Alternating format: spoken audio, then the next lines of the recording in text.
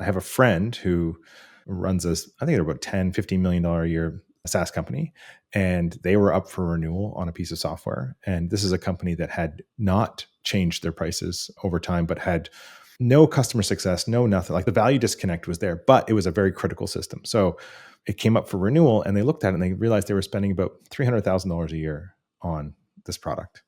So they said, wow, that's a lot. Let's go have a look. And they went to market and realized they were paying about 4 times as much as they should have been.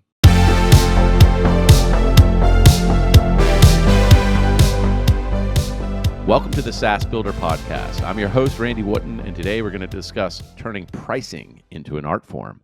Joining me is Bill Wilson, the founder and CEO at Pace Pricing, which is a proven performance-tested methodology that enables businesses to consistently implement price changes to drive recurring revenue growth.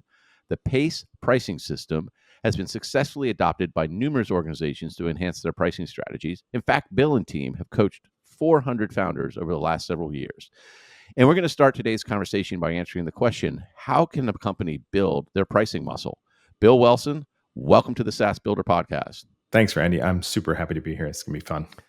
Yeah, me too. I mean, pricing is one of these really cool, interesting topics. I probably didn't really appreciate the power of pricing until I became part of a PE organization. But in the new economic conditions we're in, I think everyone is trying to figure out how to do pricing better. And so with that, let's start with our deep dive. What are you seeing, with all your experience, are the most common pricing problems SaaS founders face? And why do these often go unnoticed until they become major issues?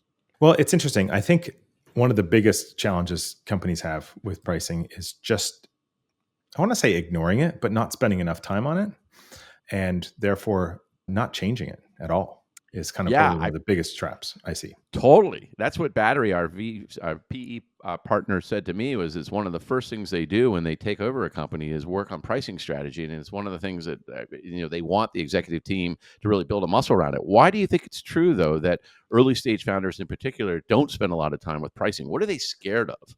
Well, I think you hit it. It's fear. I think there's a lot of fear. They're worried about if they change their pricing. The biggest one is if they change their pricing, how do they take their existing customers and move them forward?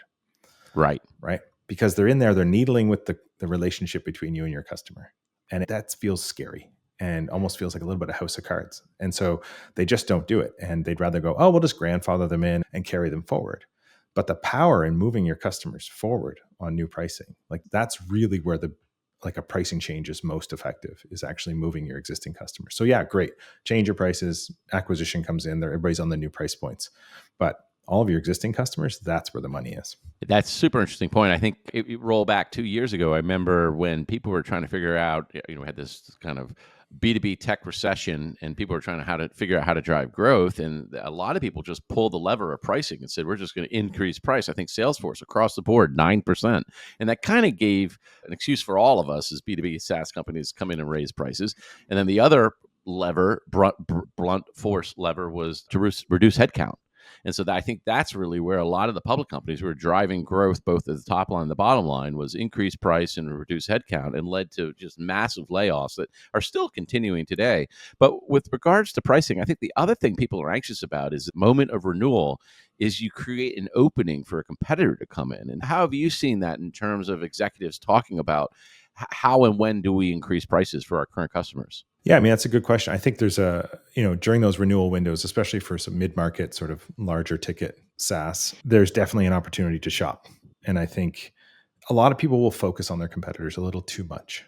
Right? They'll obsess over them just a little too much. It's really good to understand what your competitors are doing and understand what's happening in the market, but it's all another thing altogether to obsess about them to the point where you're almost copying their pricing, or you're almost, jumping ahead and foreseeing them take your customers. And I say that because, the most important thing here is value, right? Is that we are running our own race. And so therefore, as long as we feel like we are aligned and our customers feel like it is fair, it's transparent, they get what's advertised on the tin, they should feel pretty good about the renewal. I have a friend who runs I think they're about $10-15 million a year SaaS company, and they were up for renewal on a piece of software. And this is a company that had not changed their prices over time, but had no customer success, no nothing. Like there was just the value disconnect was there, but it was a very critical system. So it came up for renewal, and they looked at it and they realized they were spending about $300,000 a year on this product. And so they said, wow, that's a lot. Let's go have a look. And they went to market and realized they were paying about 4 times as much as they should have been. That is the thing you want to avoid, is this value disconnect. Raising prices for the sake of raising prices, not having good value connection, is going to cause someone, even if they do shop and there's a slight difference, or there's, they feel like it's way out of whack. I guess I should say, if they feel it's way out of whack, that's it, you're done, because you've lost a lot of trust. Right. And I think that's the big thing in pricing, again, is trust, confidence, value connection, all those things. And if those things are there, then I think renewals will happen naturally. But in this particular case, that's an example of someone just probably running rampant with their price increases and not actually paying attention to what's going on in the market. They don't have to obsess over it, but they have to pay attention to it. And that could have easily been a renewal they kept. Totally. So I think really at both ends of the spectrum, there's those customers who've been riding along without any price increase. And we actually found that at Maxio, that we had a whole bunch of customers, we hadn't raised prices in 3 years.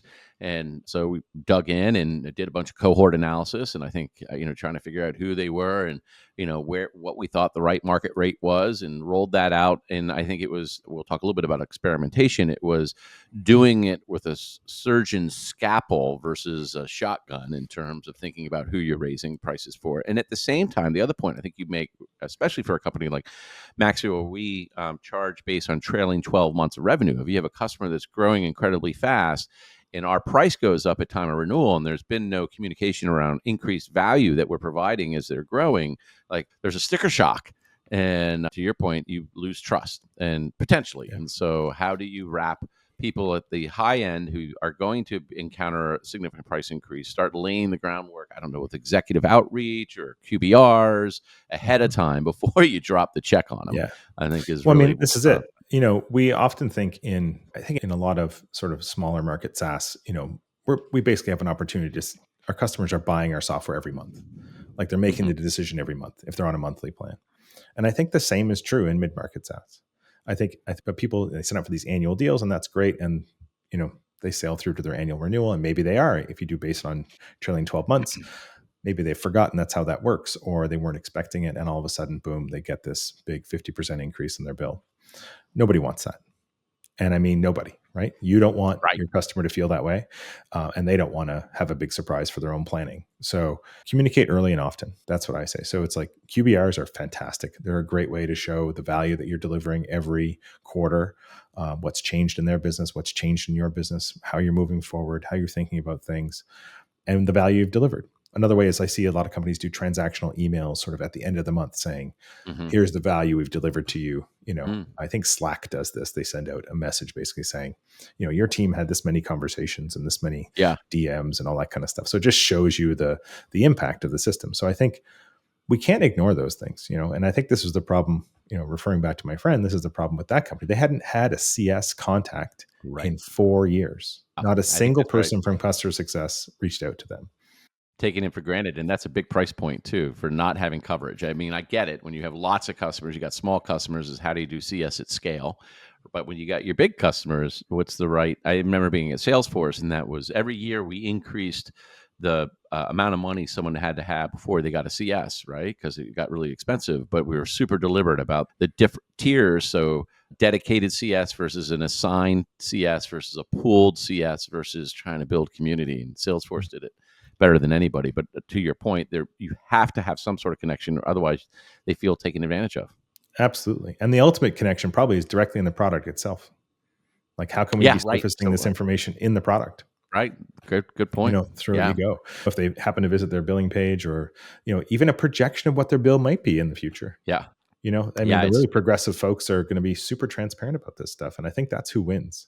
Transparency always wins. So, Bill, how can SaaS leaders balance the art and science of pricing to build strategies that resonate with both their target customers, i.e. the conversation we're having about value, but also support the revenue goals?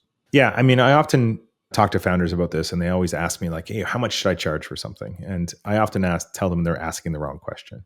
And really the right question is not how much you should charge, but it's how do you charge? It's like, how do we structure our offers in such a way that they resonate with our customer? And then the price point is almost secondary at that level. Because if you're truly solving, a job to be done for inside your SaaS product, and you've positioned it that way, then largely the price point, while important, isn't going to matter as much. And for example, if you were selling software that's sold by the seat, right? And you were selling to companies that were going to roll this out to 50,000 people. Now this happens, right? This happens a lot.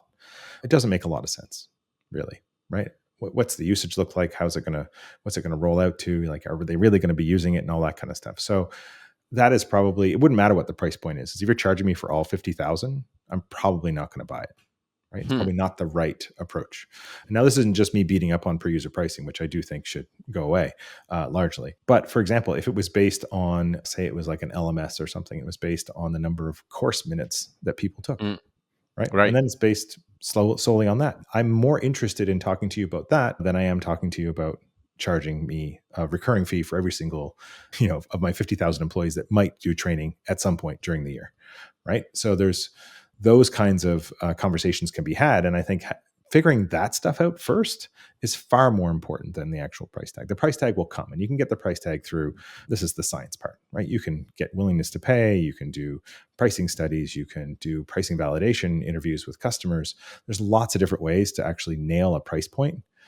But the most important part is really about how you actually charge. Got it. So the structure, almost like the packaging, the way that you're thinking about the use case that you're delivering on, and then how you'd monetize it. You were pointing a little bit to the seat-based or fixed rate pricing versus usage-based pricing. Do you want to elaborate a little bit on that in terms of, I've heard Mark Benioff said that seat-based pricing is dead. I think we're seeing this play out in the AI world in particular, with people charging based on tokens. I think Satya Nadella at Microsoft has also talked about the fact that this move to usage-based pricing, or value-based pricing, or ideally outcomes-based pricing. What are you seeing in your engagements in terms of percent of people that are still saying, no, I got to do fixed rate seat-based, versus, oh gosh, I really need to experiment with this new way of usage-based pricing? And I think, this is a really, really good point. And I think this year, these last few years have really highlighted this. And so first, I'll just say my piece on per user pricing is this.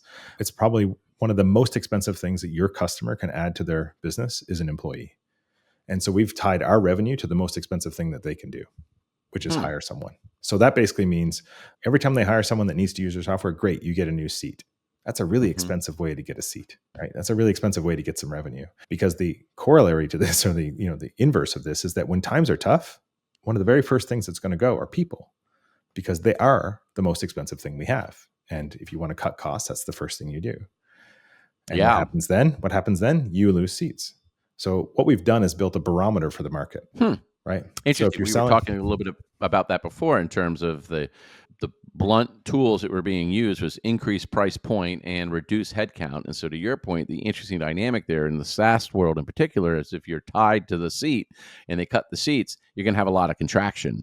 And so, alternatively, what would you suggest? Well, and then just one on top of that, though, if you're a B2B SaaS company selling to other B2B SaaS company, what happens? They cut staff, you lose seats. You have to cut staff, you lose seats. Right. Oh, yeah. This is why I call it hidden recession. There's been this hidden B2B SaaS recession. Yeah, totally. Yeah, it's cyclical. So what would you do instead? I think per seat pricing needs to go away generally, as customers get better and better at feeling like they're getting the value, and we have better ways of proving that people are getting the value, I think they'll become more and more comfortable with non-per seat pricing. So really, per seat pricing is what we're paying for access. So I'm paying to access something. And that in of itself is, kind of an old, very old thing. We do it lots of things. We buy a movie ticket, price of entry, concerts, all these kinds of things. But in software, where it's something that lives and breathes and you use it sort of periodically, or you use it all the time, like, you're not really getting the full usage. Now, a baby step towards this is a hybrid model. And I think a lot of companies that have per seat pricing can also introduce a secondary pricing metric, either usage-based or outcome-based, or some other thing that they can make money on. Now, the reason I say this is because in a traditional good, better, best, it's very difficult to get people to move from left to right. Once people land in a plan, chances are they're going to stick with that plan. You might want them to grow, but I've seen countless companies where people kind of just hang out in the plan. They might start in the beginning and end up in the middle, and they're kind of just stuck there. Now, you're not making any more money from that existing customer. Your only option here is retention. And the challenge with SaaS is churn is built into the model. So there's going to come a point where the number of customers you're adding is going to equal the number of customers you're losing. just Hmm. in terms of, it's just math. Percentages suck, right? Hmm. So if Right. you've got 4% churn and 5,000 customers coming in a month, eventually you're going to get to the point where that's equalized. And then you hit your Right. growth ceiling, right? Then you're at your Right. growth ceiling. You can't grow anymore. So Right. being able to make more money from existing customers is what this is Hmm. really all about. We need Hmm. expansion revenue. And Hmm. one surefire way to get expansion revenue, besides seats, which, like I said before, is very problematic, is to have some other mechanism that lets them grow and shrink inside the plan they're in. And so Right. that could be, some kind of usage-based element, most commonly, I would say, but sometimes it's outcome-based. It can be, I mean, for the most advanced pieces of Right. software, especially the ones doing a lot of AI, they can sort of get close to the outcome-based, you know, measurable piece. It's a little hard. I would say right now it's quite hard to get there because there's a trust element that's missing. But yeah, usage-based. So hybrid models. So you want lateral expansion and you want vertical expansion. And so So let's maximize both of those. don't disagree, and I think that platform plus some sort of usage-based component that's tied to the use case or is aligned with the value exchange when the customer is using more of it, so they feel good about paying that additional fee. But it also introduces volatility. Like that's one of the things we see with the usage-based model, and CFOs hate volatility. They would much prefer having the annual contract, certain number of seats, and to your point, they understand there's a churn, a percentage they're going to apply to it. But one of the things about SaaS businesses in general and why people continue to invest them is the future earnings that are tied to the predictability of the seat-based model or the per user model. So how do you coach or counsel your clients in terms of embracing the world of variability and volatility of usage based? So there's a couple of different ways to do it. And a lot of the customers I work with will definitely have annual plans, especially in their mid-market SaaS. I often work with companies to help customers predict usage. And you can Hmm. do this in a couple of ways. So like you do it with trailing 12 months of revenue. Others can do it with projected usage. Maybe they're sending quotes or something, and it's the number of Hmm. quotes they send a year or the number of jobs they do or something like that. And you Yep. can get that locked in because not only do CFOs on the SaaS side absolutely hate, the up and down of this thing, so do people on the other end. Right. Like the customers don't like it either. They want to be able to Yeah. predict things. So Totally. predictability is a hallmark of, good pricing. I need to be able to predict it at some level. So if you can actually get people to lock in, there's a few just mechanics inside the enterprise agreement or the contractual agreement that will allow you to deal with that on an annualized basis. So true up or true forward, very common practices in Hmm. contracts. So basically, you commit to consuming 50,000 widgets this year, and we get to the end of the year and we find that you've consumed 55,000 widgets. Cool, 10% overage. That's on us. Going forward, your new number is say 60,000. And then Right. we have a renewal for the next year and we're working through that. And there's some carrots you can apply to this. If there's commitment for volume, you can provide a nice strategic discount curve, where you're discounting in a progressive manner Mhm. based on where they might be. So I think those are some of the strategies that I use to try and help companies smooth that out. We want to smooth out the revenue a little bit. And certainly for annual contracts, that works really, really well. That's great. So thank you very much for that.